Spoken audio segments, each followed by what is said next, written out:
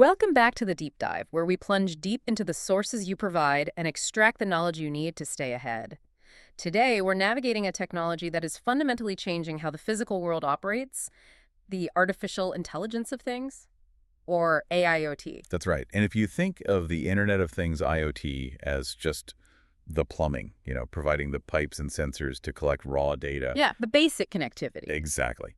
Then AIoT is the engine and the brain. It's the essential fusion where IoT's vast data streams meet the processing power and learning capabilities of artificial intelligence. Okay, let's unpack this core concept then. We're not just connecting devices anymore. We're actually giving them intelligence. Precisely. So on one side, we have IoT, the eyes and ears, which includes everything from, well, simple temperature sensors all the way up to high-resolution cameras, all providing real-time visibility into the physical environment. And the moment you introduce AI with its complex neural networks, its machine learning algorithms, and deep reasoning capabilities, you move from mere connectivity to genuine autonomy. Autonomy, that's the key word here. It really is. The consequence of this convergence is profound. AIoT systems transform systems from, let's say, dumb monitors that just log events into smart, autonomous agents. So they're not just passive observers anymore. Not at all. They don't just record that a piece of equipment is overheating. They predict the precise time of failure, decide the optimal response, and then trigger an automated action, and often within milliseconds, without any human intervention required. Wow. That transition from just monitoring to prediction and then autonomous action, that's the revolutionary leap we are investigating today. It absolutely is. So what's our trajectory for this deep dive? Where are we headed? Okay, we're charting the full landscape. We'll start with where this intelligence is having the biggest practical impact. That's the revolution taking place right now in manufacturing, what we often call Industry 4.0. Makes sense. Start with the applications. Exactly. Then we need to lift the hood, so to speak, and dissect the complex, multi-layered architecture that connects the device all the way to the cloud. Understanding the how. Right. Following that, we'll walk you through the systematic and sometimes challenging steps required to actually build and deploy a functional AIoT project.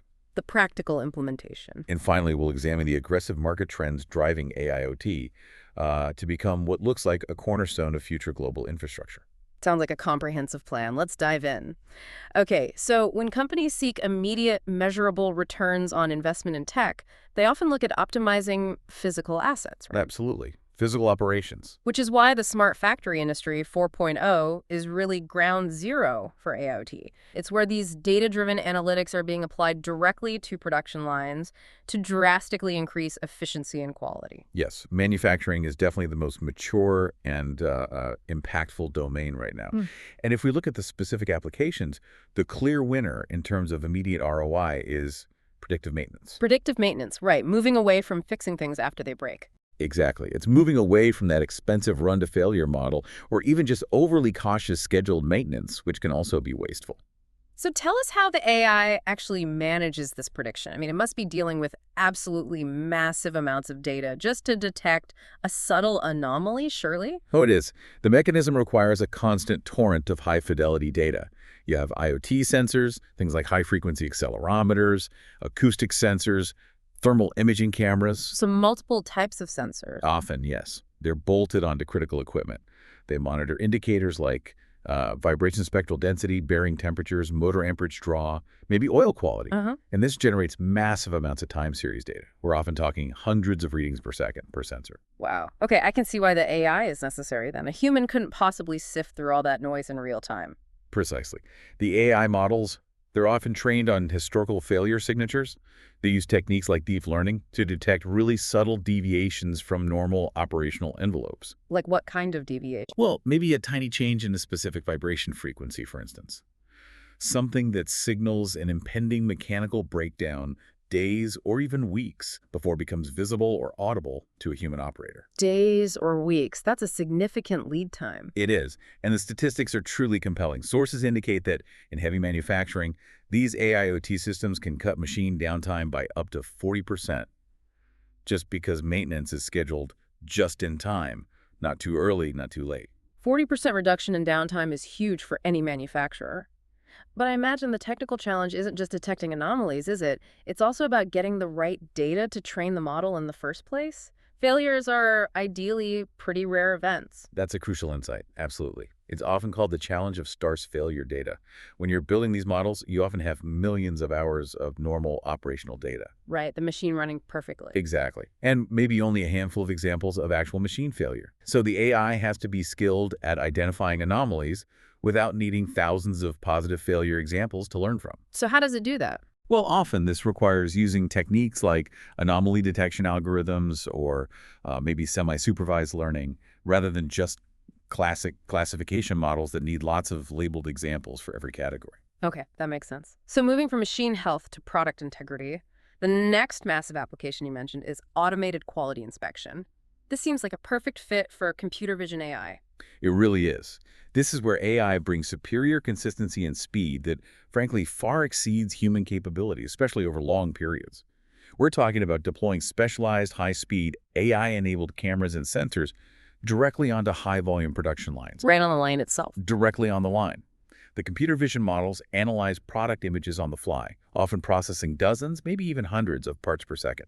They instantly spot micro defects, a hairline crack, a missing label, perhaps an incorrect assembly sequence, things that a human inspector might easily miss due to fatigue or just the sheer speed of the line. So the AI function here isn't just spotting errors. It's almost like standardizing the very definition of quality across every single unit that gets manufactured. Exactly. It ensures incredibly consistent product standards.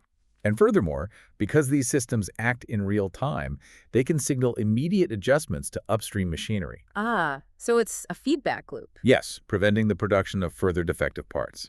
This dramatically reduces scrap, minimizes rework, and ensures that the issue is caught when it's cheapest to fix, right there at the point of manufacture. Very efficient. Now, beyond the immediate production line, AIoT is also vital for operating the entire physical environment efficiently. Which brings us to energy efficiency and equipment optimization.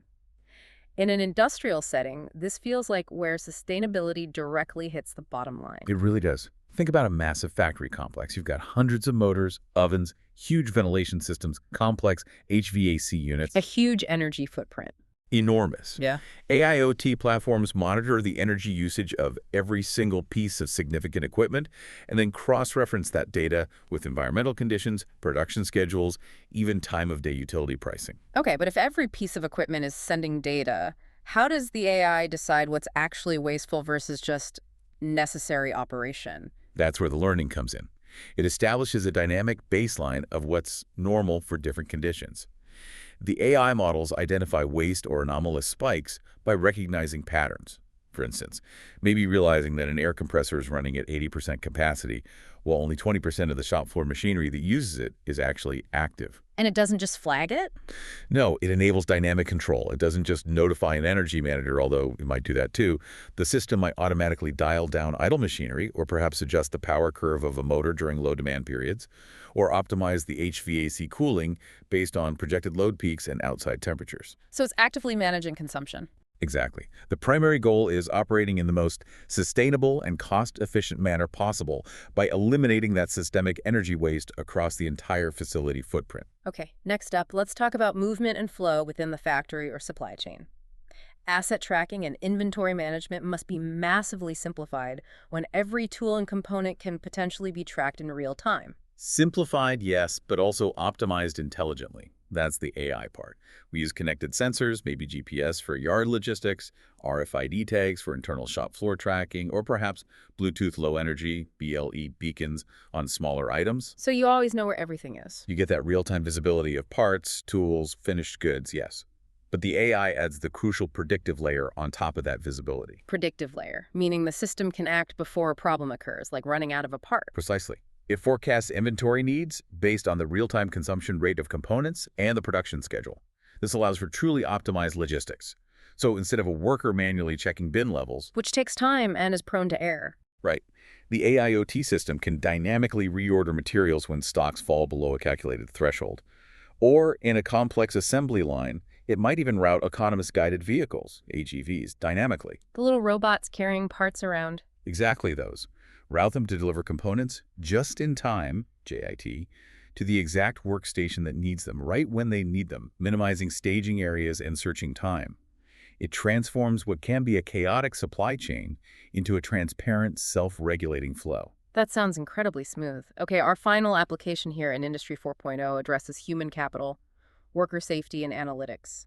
This seems like an application where latency is absolutely critical. I mean, a fraction of a second could mean the difference between a near miss and a serious injury. Absolutely critical. And this is where the low latency of edge AI, which we'll definitely cover in more detail later, is paramount. You might have wearable IoT devices, anything from smart vests to sensors embedded in helmets, Tracking what? streaming data like worker vital signs, their location within the facility, maybe their motion patterns, and then you have environmental sensors detecting dangers like gas leaks or extreme heat in certain zones. Okay, so you have all this raw data coming in. How does the AI turn that into proactive safety measures? Well, the algorithms are continuously monitoring for deviations from safe operating parameters. A simple example, computer vision cameras trained to recognize personal protective equipment, PPE, compliance. Ah, like checking if someone's wearing safety glasses. Exactly. If a worker enters a designated welding zone without a helmet, the AI instantly flags it and alerts the supervisor, maybe even sends an alert to the worker's wearable. Or, perhaps even more proactively, the system might detect subtle changes in a worker's gait. Their walking pattern. Yes, potentially signaling fatigue or impairment. Or it could detect a slip or fall and immediately trigger an emergency response, perhaps even shutting down localized equipment automatically to prevent any secondary accidents. It's clear then that these applications fundamentally shift the paradigm. The machines aren't just reporting their status anymore. They are actively working to optimize the entire operation from their own maintenance schedule right through to the safety of the people working around them. They really illustrate the full power of that sense, think, and act loop we talked about. Mm. The factory floor becomes, in essence, a closed-loop system striving for self-optimization, where every physical action is increasingly guided by real-time intelligence. Okay, we've seen the incredible potential, the what, but now we really must confront the complexity. How does a system like this, stretching from a tiny vibration sensor on a machine all the way to a massive AI model running somewhere else, actually operate? We need to understand this multi-layered architecture that connects the physical world to the digital brain. Right, and it is a complex stack. It's often viewed as 5 interconnected layers. Hmm. Think of it as moving data and insights from the physical periphery, the edge, up to the global cloud processing center, and then critically back down again to take action. The data journey is really the key. Okay, let's start at the very bottom then. Layer one, the IoT devices or the physical layer. This is literally where the digital and physical worlds collide, isn't it? Correct. This layer is defined by basically 2 types of components. First, you have the sensors. These are the data collectors, pressure transducers, accelerometers, optical sensors, gas detectors, you name it. They acquire the raw physical data. And the second type. Second, you have the actuators. These are the physical effectors, the devices that actually execute the AI's decisions. Things like motors, robotic arms, valves, or simple relays. So sense and act. Exactly. And these devices often contain tiny embedded systems or microcontrollers to perform basic functions like, say, analog to digital conversion or some initial data filtering right at the source.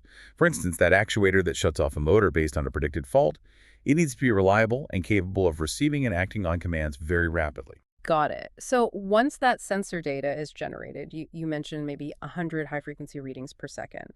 We need to transmit it somewhere. That introduces layer two, the connectivity layer. What makes networking in this AIoT world uniquely difficult compared to, say, traditional IT networking? I'd say it's the sheer scale, the diversity of devices, and often the power constraints. We might be connecting literally thousands, maybe tens of thousands of devices. Many of these could be battery-powered or operating in really harsh environments with poor signal quality. So a lot of different connection types are needed. Absolutely. This layer encompasses everything. Standard Wi-Fi, maybe robust wired Ethernet in a factory, high bandwidth 4G or increasingly 5G for remote assets out in the field, and also specialized radios like LoRaWAN for long-range, low-power applications where, speed isn't the top priority, but battery life absolutely is. Right. And the communications protocol, you mentioned MQTT is critical here. Why is that protocol so dominant compared to, say, just using standard web calls like HTTPS? Yeah, the fundamental difference is efficiency. And efficiency is absolutely necessary for these often very constrained IoT devices. MQTT, which stands for Message Queuing Telemetry Transport, is a very lightweight messaging protocol. It's built on a publish-subscribe model. Publish subscribe. How does that differ from HTTP? Well, unlike HTTP, which typically requires creating a new connection for every single message and involves quite large text-based headers, MQTT is extremely frugal with resources. The protocol header itself can be as small as just 2 bytes. 2 bytes. That's minuscule compared to HTTP headers. What does that efficiency translate to practically on the device? It translates directly into huge power savings and significantly reduced bandwidth consumption. A small battery-powered sensor can maintain a persistent connection to a central broker with minimal overhead. This allows it to send thousands of messages using just a fraction of the power and data that would be required by more traditional protocols like HTTP. So that's why it scales so well. Exactly. That scalability and efficiency are why MQTT is paramount for connecting these vast fleets of IoT devices to a central broker, or more commonly now, a cloud IoT hub. Of course, this layer also includes other protocols like industrial standards such as OPC UA for integrating with older factory systems, but MQTT is really key for that device-to-cloud integration piece.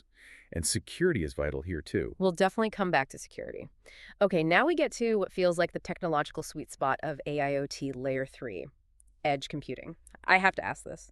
If the cloud, which is Layer 4, can do all the heavy processing, why add the cost and complexity of putting compute power right out there at the edge, close to the sensors? That's an excellent and absolutely critical question. Yeah. It really forces us to confront the inherent limitations of purely centralized cloud processing for these kinds of applications. The decision to use edge computing is typically driven by 3 main factors: latency, bandwidth, and connectivity reliability. Okay, let's start with latency. How fast is fast enough? Or rather, how slow is too slow? Well, think about a safety-critical system like that worker safety example we discussed, or maybe halting a massive, dangerous piece of machinery before it fails catastrophically. You simply cannot wait for the sensor data to travel all the way to a distant cloud data center, get processed by the AI model there, and then have the command sent all the way back. That round trip takes time. It does. That round trip often takes hundreds of milliseconds, or sometimes even seconds, depending on network conditions. Edge computing, by running the AI model locally, enables responses potentially in the sub-10 millisecond range. The intelligence runs right there, allowing the system to act in genuine real time. Okay, latency is clear.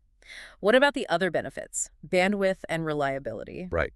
Edge devices often act as intelligent data filters. Instead of blindly sending all 100 high-frequency sensor readings per second up to the cloud, which would consume enormous bandwidth and incur costs. And potentially overload the network. Exactly. The edge device processes that raw data locally. It might calculate summary statistics or detect anomalies, and then only send summaries or critical exceptions, like a predicted failure imminent event, up to the cloud. This drastically reduces bandwidth usage.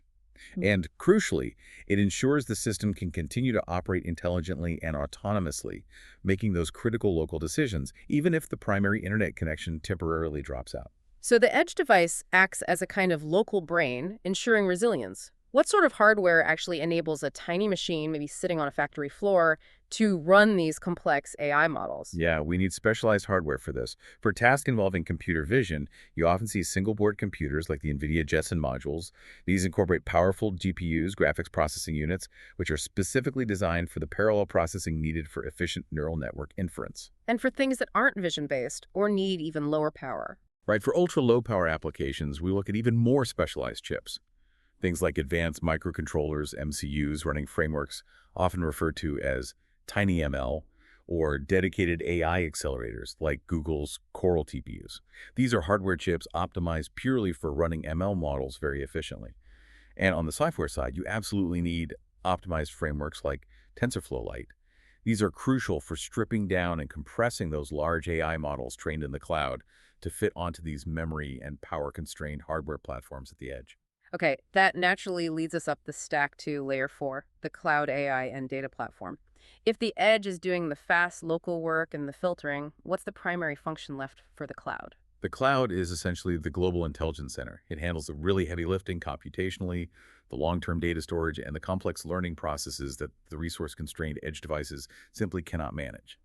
Think of managed cloud services like AWS IoT Core or Azure IoT Hub. They act as these high-capacity, secure message hubs capable of ingesting data streams from thousands, potentially millions, of devices simultaneously. So ingestion and management.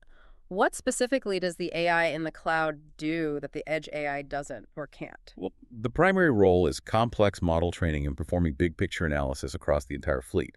Training a really sophisticated deep learning model requires vast amounts of compute power and access to large historical data sets. All of that resides in the cloud, stored in scalable databases, often specialized time series databases optimized for IoT data. So the cloud learns from history. Exactly. The cloud trains the most powerful, complex versions of the AI models. It can analyze trends across data from thousands of sensors to find systemic inefficiencies across an entire operation, something no single edge device could see. And then critically, it pushes an optimized lightweight version of that newly trained smarter model back down to the edge devices for local inference. It also connects these operational AI insights to large enterprise systems like ERP or CRM systems for overarching business intelligence. Okay. And finally, underpinning this entire structure, we have what you called the most vital yet often overlooked component, Layer 5, data management and security. Handling the sheer scale of data and connectivity must pose enormous security risks, right? The risks are honestly exponential compared to traditional IT. Because the attack surface is just so vast, it includes every single sensor, every actuator, every edge gateway. Data handling itself needs to accommodate these high-volume, high-velocity data streams, requiring robust data governance policies. But security is simply non-negotiable. We rely heavily on strong device authentication and end-to-end encryption. You mentioned X.509 certificates earlier. For our listeners who might not be steeped in security protocols, how do these certificates specifically help secure a fleet of potentially thousands of remote sensors? Okay, think of an X.509 certificate as a unique, non-spoofable digital passport for every single IoT device. When a sensor tries to connect to the cloud platform, it presents its certificate. The cloud platform uses this certificate, signed by a trusted authority, to rigorously verify the device's identity before allowing any connection. Once authenticated, it establishes a secure, encrypted communication tunnel, typically using TLS encryption, the same standard used for secure websites. So identity and encryption, what's the big challenge in implementing that? The massive technical hurdle for implementers is actually device provisioning. How do you securely inject these unique cryptographic keys and certificates onto every single device, potentially millions of them, before or during deployment? And then how do you manage the lifecycle of these credentials, renewing them, revoking compromised ones at scale? Furthermore, secure over-the-air OTA update mechanisms are mandatory. You must be able to remotely patch firmware vulnerabilities across the entire fleet to prevent widespread compromise. Without rigorous security built in at this layer, the whole architecture is effectively compromised from the start. That truly paints a picture of the complexity involved. We've moved data from a sensor via a hyper-efficient protocol like MQTT, processed it locally at the edge for speed and resilience, aggregated it in the cloud for deeper learning and fleet management, and crucially, wrapped the entire process in layers of advanced security protocols. Now let's look at how someone actually builds this systematic machine. Right. Building an AIoT project successfully requires moving away from maybe traditional IT software deployment models and really adopting a structured, systematic engineering approach. It's not just about writing code, it's fundamentally about integrating software, hardware, networking, and increasingly machine learning operations, or MLOs, specifically for the edge. And that very first step. Step 1, define the use case and requirements. Sounds simple, but you suggested this is often where projects succeed or, more often perhaps, fail. Precision here is absolutely paramount.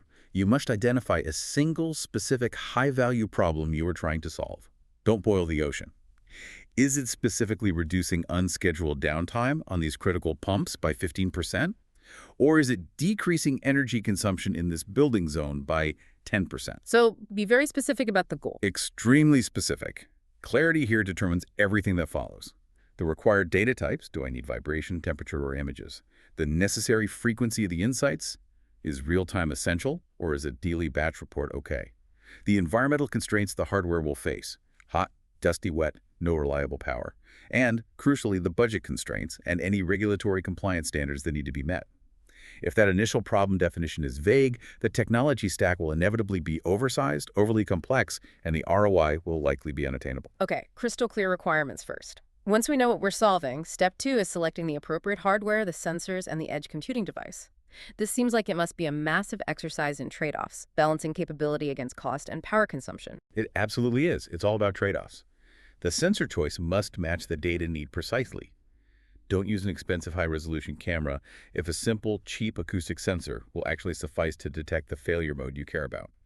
But probably the most challenging decision is often the edge device itself, because you have to carefully match the computational power required by your AI model, to the power budget and thermal constraints of the physical location. Can you give us a more detailed comparison between maybe two common edge platform types to really illustrate that trade-off? Sure, let's compare something like the popular Raspberry Pi 4 with the more specialized NVIDIA Jetson Nano or Xavier series. The Pi 4 is incredibly affordable, often under $100, maybe even less sometimes. It has a huge active community providing lots of support, and it's really good for initial prototyping or for running fairly lightweight CPU-bound AI models. Think simple classification algorithms or maybe just threshold-based logic. Its power consumption is relatively low, perhaps in the 5-10 watt range typically. Okay, so good for simpler tasks or learning.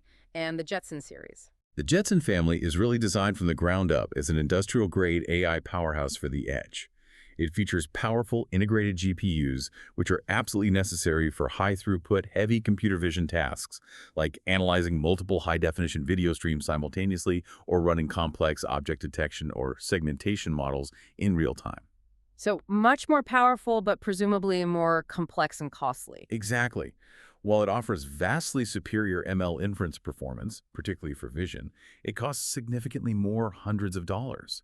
It requires more robust power management. The higher-end Xavier series can draw upwards of 30 watts under load, which means you need to think about heat dissipation too.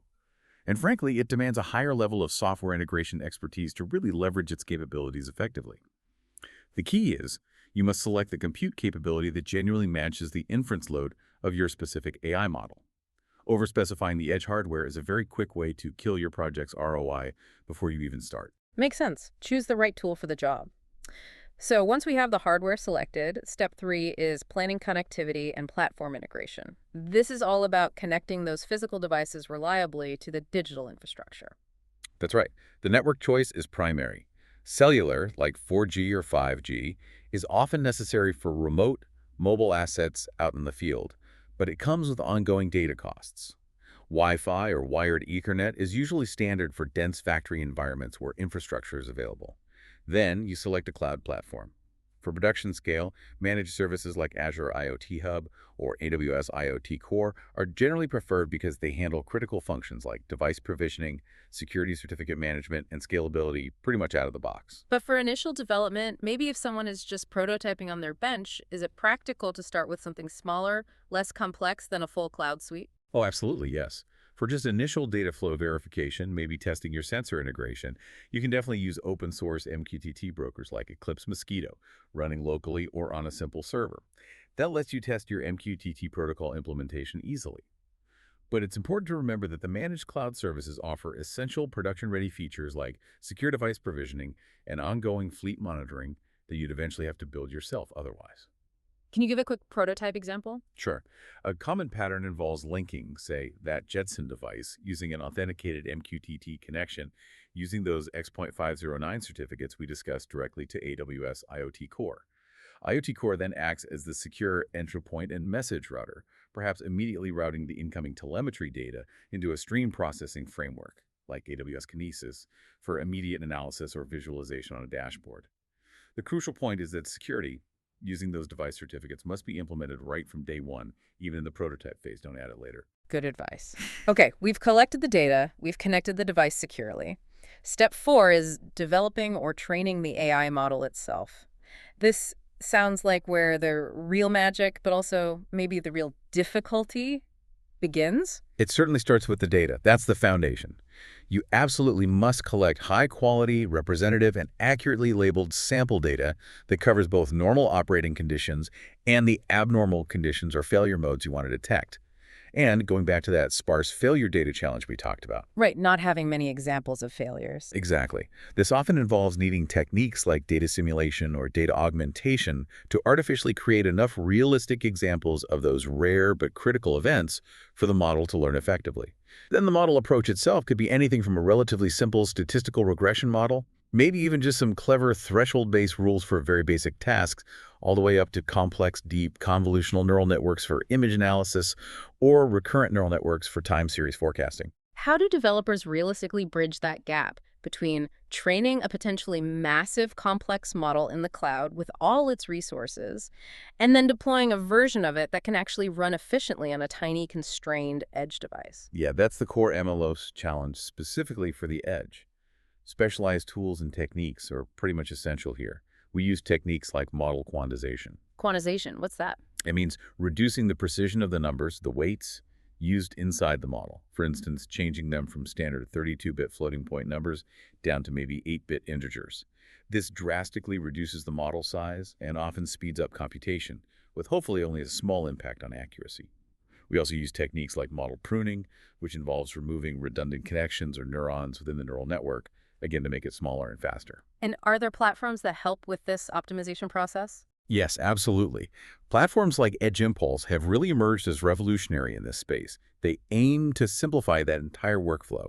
They help you collect sensor data directly from development boards, allow you to visually design your signal processing and ML pipeline, automatically train models that are optimized for the memory and compute constraints of your target hardware, and then often perform a one-click deployment. This outputs a highly optimized binary library or maybe a TensorFlow Lite file that's ready to be flashed onto microcontrollers or run on small Linux devices. They effectively handle much of the underlying complexity of tiny ML frameworks for the developer. That sounds incredibly useful. Okay, so that moves us logically to step 5. Deploy the AI model to the edge, or potentially keep it in the cloud. We need to decide where the actual computation, the inference, happens. And this decision is almost entirely dependent on the latency requirement of the use case. If you need that sub-second or even millisecond level response. Like for the safety system or machine control? Precisely. Then the model must reside and run on the edge device itself, no question. The deployment method then varies depending on the target hardware and the chosen framework. It might be running a highly compressed TF-Lite model file using a Python script on a Raspberry Pi, or it could involve deploying the model packaged as a secure Docker container module that runs within a managed edge runtime environment, like Azure IoT Edge or AWS IoT Greengrass. Right. And the hybrid approach you mentioned earlier, where some processing is edge, some is cloud, Sure. how does that commonly manifest in real projects? The hybrid model is often the gold standard for balancing responsiveness and resource efficiency. Let's take that factory camera example again. It might run a lightweight object detection model locally, right there on the edge GPU, that simply detects the presence of a person or maybe a forklift in a restricted zone. So just basic detection. Yes, basic, but fast. This local processing significantly reduces bandwidth because only small packets indicating person detected at location X, timestamp Y, are sent up to the cloud. The cloud then takes that summarized, pre-processed information and can run a much heavier, more computationally intensive, and maybe more nuanced model, perhaps facial recognition for authorized personnel checks, or complex behavioral analysis to predict potential safety incidents over time, to provide deeper long-term insights and perhaps update the safety protocols fleet-wide. Essentially, the edge filters and acts fast. The cloud learns deep and manages globally. That makes a lot of sense. And we definitely need a reliable way to update those models, both edge and cloud, over time as things change. Absolutely critical. Model performance naturally degrades over time as the real-world conditions drift away from the original training data. This is called model drift or data drift. So, leveraging the IoT platform's features for secure over-the-air OTA updates is vital. This allows development teams to remotely and securely roll out new, improved, or retrained model versions to potentially thousands of devices in the field, ensuring continuous improvement and adaptation without requiring costly physical intervention like sending a technician out. Okay, almost there. Step 6, integrating with applications and the user interface. The intelligence is there, but the humans involved need to be able to see it and interact with it effectively. Right. The insights generated by the AI have to translate into immediate, actionable information for the people who need it. This typically means setting up intuitive dashboards using tools like Grafana, Power BI, or maybe the cloud provider's own bespoke visualization services to display live sensor data streams right alongside the AI's predictions and alerts. So visualization is key. It is, but it's often more than just visualization. The system must be configured to trigger immediate targeted alerts, maybe via SMS, email, or a dedicated operations app, the very moment of critical prediction, like imminent pump failure probability exceeds 90%. Sure. And for systems that actually involve automation, closing that loop, the final mile of integration is paramount, isn't it? It is indeed. The model's output, its decision, must reliably feed back into the physical world to cause an action. This requires carefully integrating the AI output directly with the actuators or the industrial controllers, such as those PLCs, programmable logic controllers, that run most factory equipment. The goal is to automatically stop a machine, adjust a valve setting, or change an HVAC parameter based on the AI's prediction. And crucially, given the potential safety implications of automated control, You need a kill switch. you absolutely need a mechanism for human operators to easily monitor what the AI is doing and to exert manual override authority if necessary. You must always design for a safe fail state and ensure human oversight in critical loops. Makes sense. Finally, step 7, testing, tuning, and scaling. AIoT clearly isn't a deploy once and forget type of project. It sounds like a living system that needs ongoing care. That's a perfect way to put it. The initial pilot project is really only the beginning. You must subject the system to rigorous, continuous testing. Simulate every possible edge case you can think of.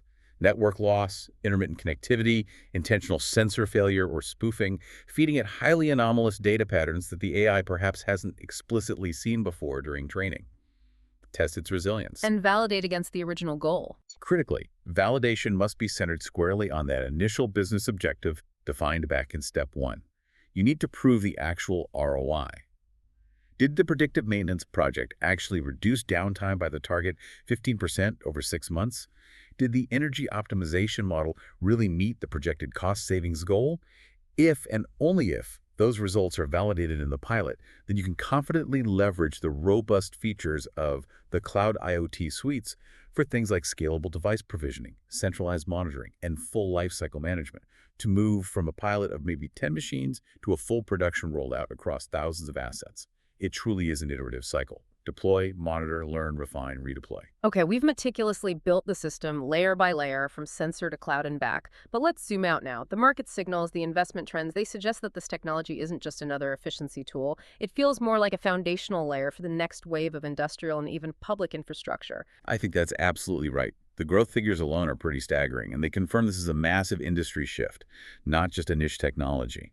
Market analysis from various sources consistently projects the global AIoT market to, well, explode, really, from around, say, $18 billion in 2024 to potentially over $79 billion by 2030. Wow, 18 B pounds to over 79 B pounds by 2030. Yes, that sustained compound annual growth rate, or CAGR, is hovering around 27.6%.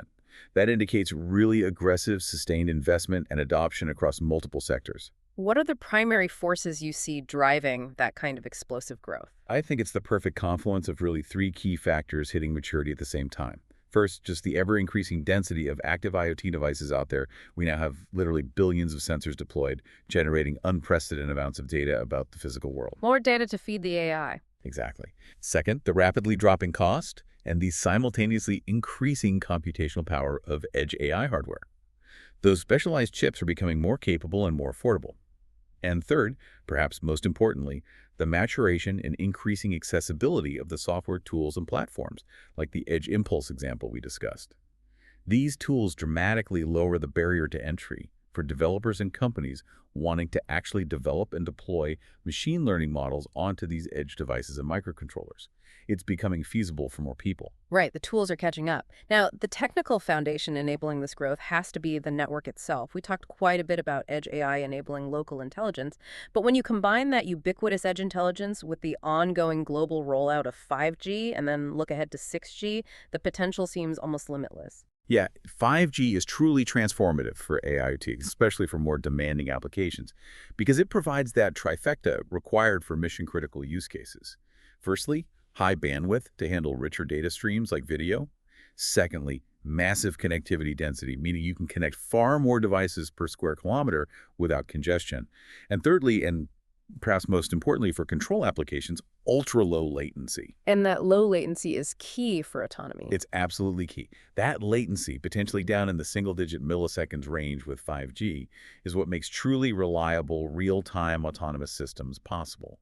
It supports things like real-time vehicle-to-everything, V2X, communication for autonomous driving, or highly coordinated autonomous drone navigation for logistics or inspection, or remote robotic surgery. Okay, so 5G enables today's cutting edge. Looking even further into the horizon, what specific new capabilities might future 6G networks bring to the AIoT table? Well, 6G is still in the research phase, of course, but the vision promises not just even greater speeds and density than 5G, but it also aims to tightly integrate highly advanced sensing and extremely precise positioning capabilities directly into the network fabric itself. Sensing and positioning from the network? Potentially, yes. Mm. Imagine AIoT systems that could use the 6G network signals themselves, not just to communicate, but also to, say, locate assets or guide robotics with potentially centimeter-level accuracy in 3 dimensions, indoors and outdoors, without needing separate GPS or other positioning systems. This kind of hyper-accurate network-integrated positioning capability could revolutionize areas like high-precision logistics, complex robotic assembly in factories, and enable the next generation of sub-millisecond control loops needed for even more complex and dynamic autonomous systems. That sounds like science fiction, but it's on the roadmap. Okay, manufacturing or IoT might dominate the AIoT landscape today, but where else do you see this technology aggressively expanding right now? Oh, it's definitely pushing into nearly every sector where physical operations exist and need optimization. We see huge traction in smart cities, for example.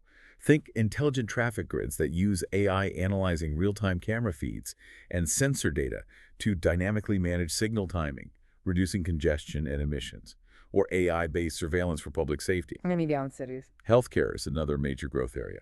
Remote patient monitoring through smart wearables and home sensors, combined with AI diagnostics running either locally or in the cloud, enabling continuous preventative care rather than just reactive treatment. Agriculture is also a leader, using precision farming techniques. Deploying sensors across fields, combined with AI models analyzing weather and soil data, allows for controlling irrigation, fertilization, and pest control almost at the individual plant level. This can drastically increase crop yields while reducing resource usage and environmental impact. Automotive, with connected and autonomous vehicles, is another obvious giant. The ecosystem supporting all this has clearly evolved rapidly. It feels like it's moving from large, monolithic, single-vendor solutions towards more specialized, best-of-breed platforms. That's a very accurate observation and a key trend. While the big cloud giants, AWS, Microsoft, Google, provide the overarching platforms and infrastructure, a lot of the really focused innovation, especially at the edge, is coming from specialized startups and tool providers. Like the Edge Impulse example again. Exactly. And the acquisition of Edge Impulse by a major chipmaker like Qualcomm back in 2025 really highlights this trend. The chipmakers themselves are realizing that they can't just sell silicon anymore. They increasingly need to provide the full MLOps pipeline, the software tools, the libraries, the optimization frameworks, to make AI development simple and seamless for their hardware customers. The entire ecosystem is definitely moving toward tighter end-to-end integration, trying to reduce that fragmentation that slows down adoption. Let's talk about the ultimate vision for this technology, perhaps the end game, the transition to fully autonomous systems. This is really where AIoT becomes truly disruptive, moving beyond just optimization to full automation. We are undeniably shifting, albeit gradually, toward complex systems, orchestrated almost entirely by AI, with humans moving to supervisory roles. Examples that are already emerging include things like lights-out manufacturing, where production facilities can run continuously 24/7 with minimal direct human presence on the floor. Or think about self-balancing autonomous smart grids that can predict demand surges or localize generation outages from renewables and respond automatically in real time to maintain stability.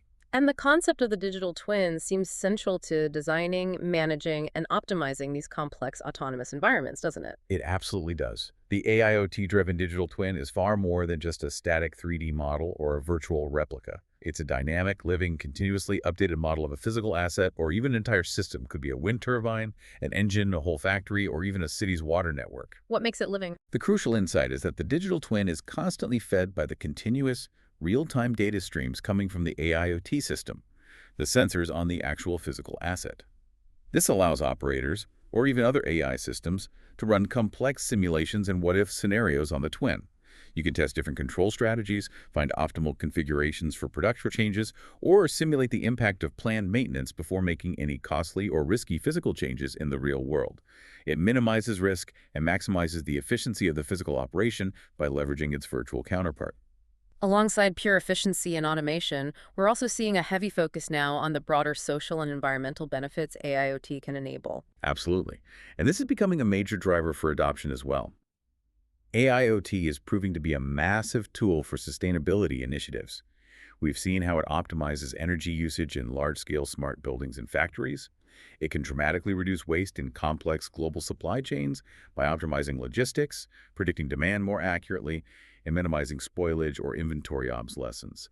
and it facilitates long-term environmental monitoring using low-power, potentially self-sustaining, energy-harvesting sensors deployed in remote or hard-to-reach locations. And in healthcare. In healthcare, as we touched on, it really helps shift the focus from purely reactive treatment towards personalized and preventative care by enabling continuous monitoring of individual health data through smart home devices and wearables, with AI providing early warnings or personalized recommendations. Okay, turning back to the AI models themselves for a moment, the way these models learn seems to be evolving to better suit the inherently decentralized nature of IoT data, moving away from just centralized cloud training. Yes, we have to address challenges like data privacy concerns and also network connectivity bottlenecks, especially with data coming from millions of endpoints. This necessity is leading to the increasing importance of techniques like online learning and particularly federated learning. Can you quickly explain those? Online learning first. Sure. In online learning, the AI model deployed on the edge device can actually adapt and learn incrementally on the device itself as new data comes in locally. It continually improves its performance based on its own recent experience without necessarily needing to be fully retrained in the cloud constantly. Think of a smart thermostat gradually learning your preferences directly. Okay, and federated learning. You mentioned privacy. Right, federated learning is a really key technique for enhancing privacy. It allows multiple AI models running on different devices like phones or sensors to collaboratively learn a shared prediction model while keeping all of the sensitive training data localized on each device. It never needs to be centrally aggregated in the cloud. So, if the raw, potentially private data stays local on the device, how does the central AI model actually improve? Instead of sending the raw data, only the model updates or the learned parameters, sometimes called gradients or weights, representing what the model learned locally, are securely sent from each device to a central server. The server then aggregates these updates, perhaps by averaging them, to create an improved, more robust global model. This improved global model is then sent back down to all the devices. So you get the benefit of collective learning from the entire fleet while maintaining data sovereignty and privacy for the individual users or devices. That's clever. Now, as these AIoT systems become more deeply integrated into critical infrastructure, power grids, factories, vehicles, the demand for transparency and trustworthiness must increase dramatically. We can't just have a black box system making critical decisions and saying, just trust me. Absolutely not. And that's where the field of explainable AI, or XAI, enters the AIoT domain. For safety-critical or regulated systems, interpretability is rapidly becoming mandatory, not just a nice-to-have. The AIoT system can no longer just provide a prediction or trigger an action. It increasingly needs to provide a clear self-diagnosis or an understandable explanation for its decision. Can you give an example of what that explanation might look like? Sure. Instead of simply sending an alert like, imminent failure predicted for pump 7, an explainable system might report something more like, imminent failure, 92% confidence, detected for pump 7, because the high-frequency accelerometer reading at bearing component Y has demonstrated a sustained 20% deviation in the critical 500 Hz frequency band compared to the established operational norm over the last 48 hours. Ah, so it points to the specific evidence. Exactly. It provides the human operator, the engineer, with specific, actionable intelligence about why the prediction was made. This builds necessary trust in the system and allows for more informed intervention or validation. Makes perfect sense. Finally, let's address the perennial industry headache of fragmentation. We have different protocols, different data formats, different platforms. Will we eventually see meaningful standardization in the AIoT world? Standardization is arguably the necessary final frontier for truly unlocking mass adoption and interoperability.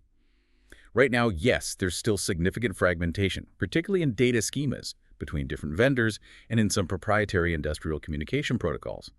To really lower the barrier for widespread adoption, especially for smaller companies, the industry absolutely needs more widely adopted standard architectures, similar perhaps to how MQTT has become largely ubiquitous for basic telemetry transport, and ideally, unified data formats or semantic models that allow different systems to understand each other's data. Do you think regulation will play a role? It's highly likely, I believe, especially as AIoT moves into more critical public infrastructure and consumer applications.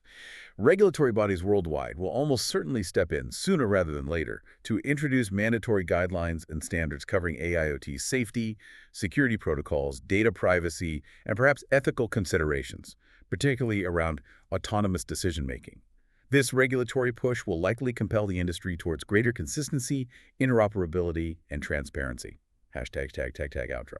Well, we've completed our deep dive. We've journeyed from those powerful, high ROI applications we see today in the smart factory. Right, through the intricate, multi-layered architecture that really demands efficient protocols like MQTT and increasingly intelligence right at the edge. Across the systematic step-by-step approach required for actually deploying a project successfully. And finally, looking out towards a future that seems increasingly dominated by self-optimizing, autonomous systems driven by this technology. So what's the essential takeaway for you, our listener, from all of this? I think the core message is that this convergence of AI and IoT isn't just another incremental technology. It's really becoming the definition of modern physical infrastructure.